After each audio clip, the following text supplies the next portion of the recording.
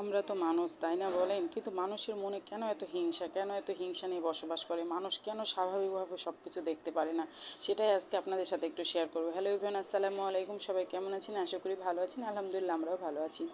রাত্রে রান্নালে আপনাদের সামনে হাজির হয়ে গেলাম। যেহেতু আমার গেস্ট বাসায় আছে, ওরা রাত্রে খাওয়া দাওয়া করে বাসায় চলে যাবে, এই জন্য তাড়াহুড়া করে রান্না করতে আবার বসে গেছি। আপনাদের সাথে ফার্স্টে যে কথাটা শেয়ার করলাম সেটা হচ্ছে কি জানেন, যে ফেসবুকে কাজ করতে এসে নিঃস্বার্থভাবে একে অপরের পাশে থাকতে হবে, একে অপরকে ভালোবাসতে হবে, তাহলেই সামনের দিকে এগিয়ে যাওয়া যাবে।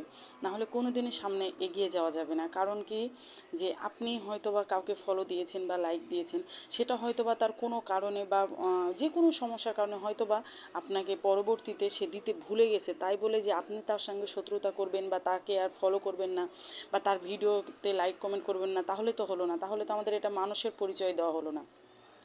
আজকে একটা আপু আমাকে ফলো দিয়েছিল।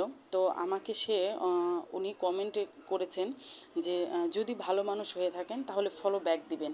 তো আসলে মানুষের সাথে এটা মানুষের পরিচয় না বা মানুষের এটা ভাষা না। আমি সেই আপুকে বলেছি যে আপু, আপনি তো কথাটা সুন্দরভাবে বলতে পারতেন, সুন্দর করে কথাটা বলা যায়। তো বলে পরে আমাকে সে বলেছে আবার যে সরি আপু, এভাবে না বললে মানুষ ফলো ব্যাক দেয় না। তা আসলে এটা কি আমাদের ঠিক বলেন? এটা কি আমাদের উচিত? এটা তো উচিত না। এখানে নিঃস্বার্থভাবে ভালোবাসতে হবে।